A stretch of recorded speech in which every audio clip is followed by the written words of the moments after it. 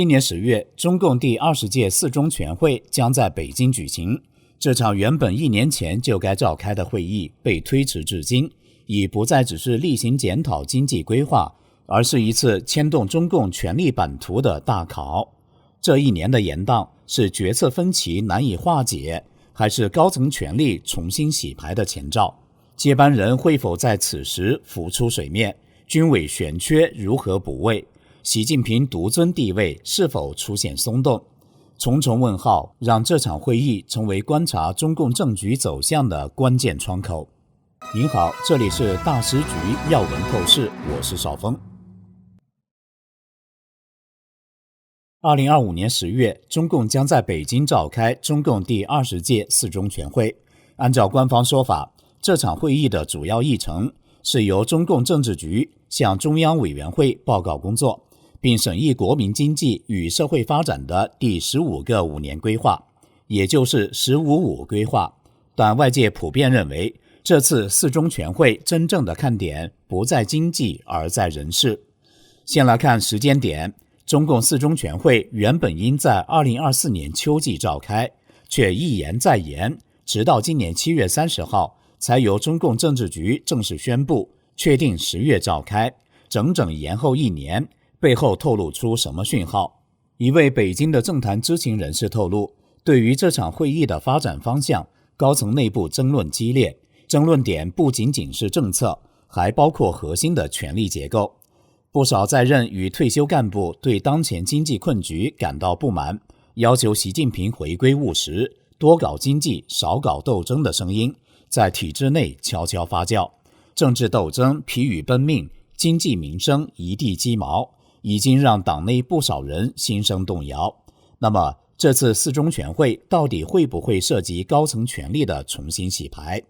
我们来看历史惯例，中共1中全会产生新的领导班子，2中全会决定国家机构人选，3中全会通常聚焦经济改革，而5中全会则制定5年规划。至于4中全会，往往是党内权力调整与重大政策定向的重要时刻。因此，即便官方说是审议“15-5”，但当通稿中同时提到研究其他事项这一笔带过的字眼，反倒成了所有人关注的焦点。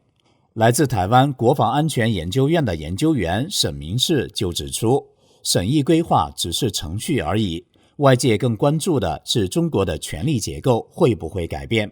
这就牵涉到目前最敏感的话题，习近平是否准备交班。不少观察人士认为，中共四中全会可能是观察习近平是否逐步放权的关键节点。按照中共体制，2次党代会之间，四中全会是少数可以进行高层人事调整的窗口。如果习真有交权的打算，四中全会就该释放出接班人的信号。但也有另一种声音认为，习近平在四中全会上主动退位的可能性不大，真正的交接节点还要等到2027年的中共21大。不过，到四中全会前的这2-3个月仍值得密切观察。今年7月底8月初，中共高层会集体消失，实际是前往北戴河召开非正式高层会议。据传，去年元老们就对习近平表示不满，要求他检讨政策方向。今年的北戴河会议若党内压力再升高，或许会逼习做出交班承诺。如果这样的非正式共识形成，那么10月的四中全会极可能迎来人事地震。但也存在另一种变数。中国问题专家王鹤警告说，习近平并非坐以待毙之人，在北戴河与四中全会之间，他完全可能利用外部局势或突发事件进行政治反击，甚至推翻党内共识，继续固守权力。这种情况下，整个中共政治局将变得更加动荡难测，甚至不排除在四中全会上演内部拉锯或政变式转折。如果不出意外，习做到中共21大交权，四中全会就应该会推出一个接班人来。所以四中全会人事变动是一个最大的看点。除了习近平接班问题，中共四中全会还可能解答另一个谜团：中共军委副主席何卫东的去向。这个曾被视为习近平军中心腹的将领，自2025年3月突然消失，至今已进入第5个月，音讯全无。与他同样出自福建31集团军的苗华也已去职，这显示习近平嫡系在军中也不稳。若何卫东被定性为因贪腐或政治原因落马，将重塑整个军中权力版图，甚至进一步削弱习对军方的控制。目前中央军委已空缺2个席位，四中全会若有补选，补上的究竟是张又侠系统还是习近平人马，也会透露出军权微妙的流动方向。沈明世指出，何卫东案很可能已在政治局内部讨论，只是暂未对外公开，最后仍需在四中全会定案，这将影响军方指挥体系与军心稳定，是观察习近平阵营凝聚力的关键信号。说完政治，我们也得看经济。虽然官方不断强调经济长期向好，但数据却不支持这一说法。7月中国制造业 PMI 跌到 49.3， 连续第4个月收缩，显示经济形势持续恶化。彭博和路透的报道指出，中国“15+5”规划将聚焦高端科技产业和内需消费，与习近平先前主导的中国制造2025脉络一致。然而，专家认为，真正的经济困境不在技术或政策方向，而在中共无法打破既得利益格局和垄断机制。独立评论人蔡胜坤直言，中共当局试图以强化国企和内循环来稳定经济，却无法解决结构性问题。目前已不是解决经济下滑问题，而是经济崩溃的当下能否苟延残喘的问题。目前中共高层一部分人主张扩张国有企业，强化国家安全，稳住内循环；另一部分人主张恢复经济活力，松绑民营企业，重回改革开放框架中。这种分歧中，显然前者占了主导，但中共试图用 2.0 版的计划经济解救中国经济，无疑是痴人说梦，政策空转，改革停滞。而这一切似乎都指向了同一个核心问题：习近平的权威是否还能稳如磐石？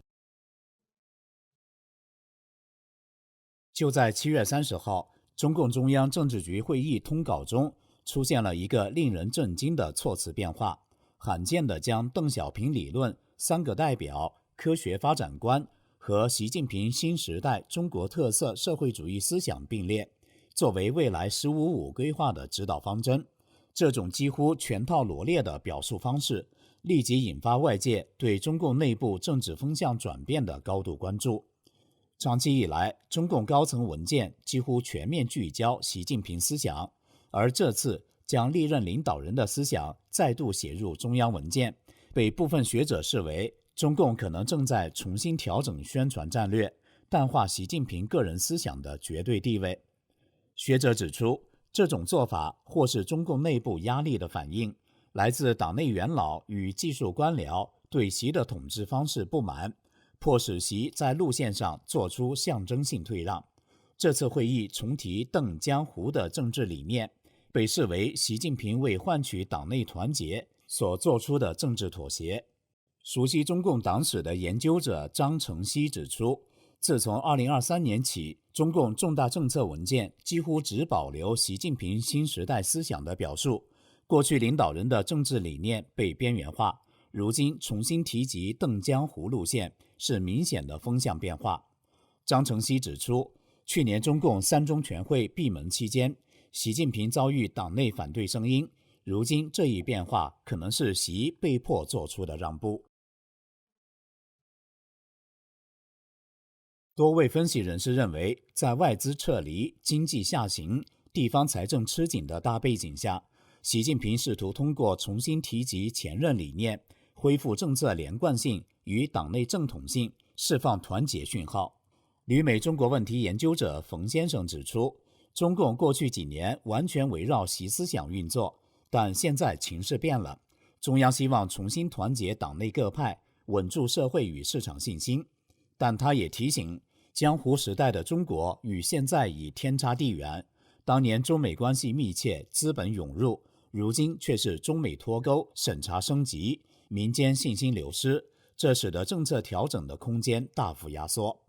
此次政治局会议还提出支持经济大省挑大梁，推动两重建设、提振消费等务实措施。北京学者指出，这些政策表述虽未直接回归江湖时代，但明显朝技术理性靠拢，淡化斗争，强调效率与治理绩效。虽然习的名字还在，但通稿结构、语气和政策焦点都不同以往，显示习新时代话语体系正逐步淡出，习思想的主导性正在被稀释。